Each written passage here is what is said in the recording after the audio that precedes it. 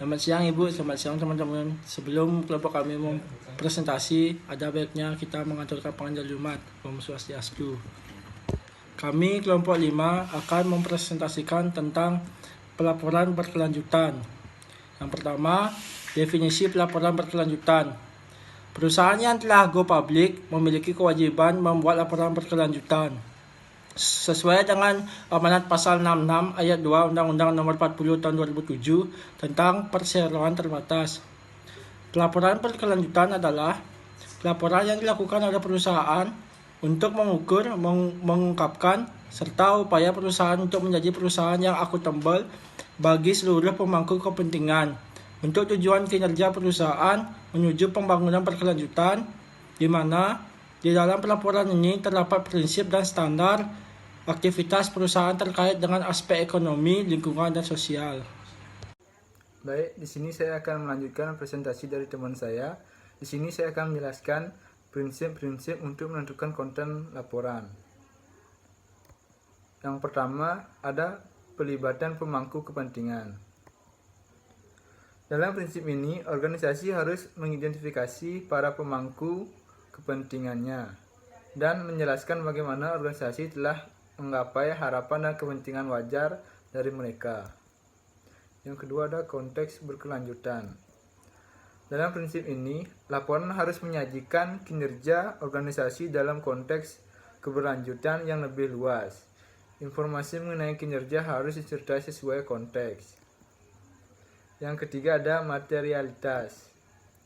Dalam prinsip ini, sebuah laporan harus mencakup dua aspek. Aspek yang pertama adalah sebuah laporan harus mencerminkan dampak ekonomi, lingkungan, dan sosial yang signifikan dari organisasi.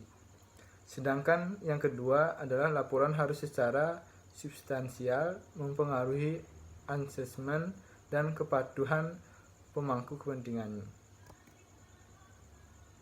Keempat ada kelengkapan. Dalam prinsip ini, laporan harus berisi cangkupan aspek material dan boundary. Kupu untuk mencerminkan dampak ekonomi, lingkungan, dan sosial yang signifikan, serta untuk memungkinkan pemangku kepentingan dapat menilai kinerja organisasi dalam periode pelaporan. Baik, di sini saya akan menjelaskan tentang prinsip-prinsip untuk menentukan kualitas pelaporan. Yang pertama, keseimbangan. Dalam prinsip ini, laporan harus mencerminkan aspek-aspek positif dan negatif dari kinerja organisasi untuk memungkinkan dilakukannya penilaian yang beralasan atas kinerja organisasi secara keseluruhan.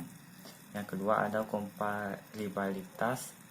Dalam prinsip ini, organisasi harus memilih, mengumpulkan, dan melaporkan informasi secara konsisten. Yang ketiga ada akurasi. Dalam prinsip ini, informasi yang dilaporkan harus cukup akurat dan terperinci bagi pemangku kepentingan untuk dapat menilai kinerja organisasi. Yang keempat ada ketepatan waktu. Dalam prinsip ini, organisasi harus membuat laporan dengan jadwal yang teratur sehingga informasi tersedia tepat waktu bagi para pemangku kepentingan untuk membuat keputusan yang tepat.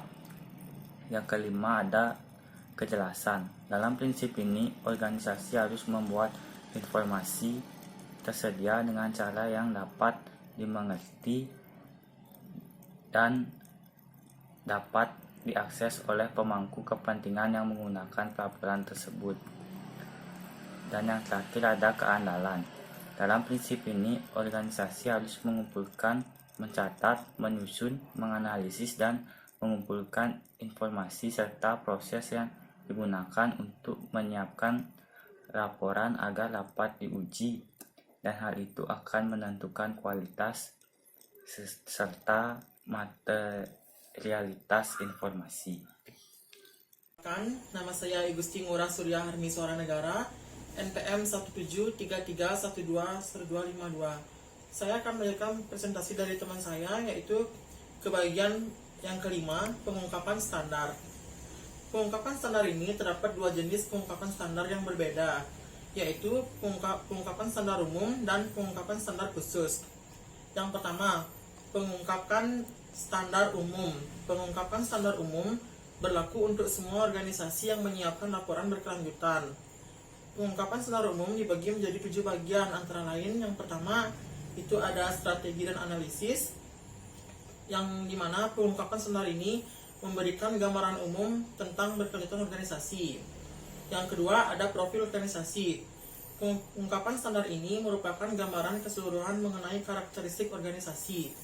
Yang ketiga ada aspek material dan boundary teridentifikasi. Pengungkapan standar ini memberikan gambar keseluruhan tentang proses yang telah diikuti oleh organisasi untuk menentukan konten laporan. Yang keempat ada hubungan dengan pemangku kepentingan. Pengungkapan standar ini merupakan gambaran keseluruhan tentang hubungan dengan pemangku kepentingan organisasi selama periode pelaporan. Yang kelima, profil laporan. Pengungkapan standar ini menyajikan gambaran keseluruhan tentang informasi dasar mengenai laporan ataupun pendekatan untuk memperoleh assurance eksternal. Yang keenam, ada tata kelola.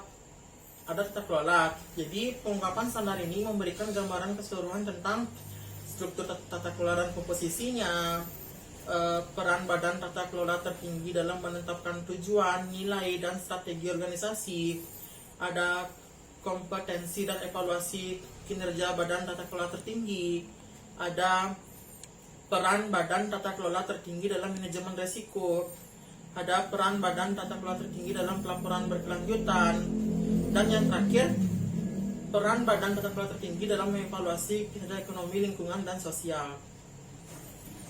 Pengungkapan standar ini merupakan gambaran keseluruhan tentang nilai, prinsip, dan norma di organisasi, mekanisme internal dan eksternal untuk memperoleh masukan mengenai perilaku etis dan taat hukum, mekanisme internal dan eksternal untuk melaporkan permasalahan tentang perilaku yang tidak etis atau melanggar hukum, dan masalah integritas.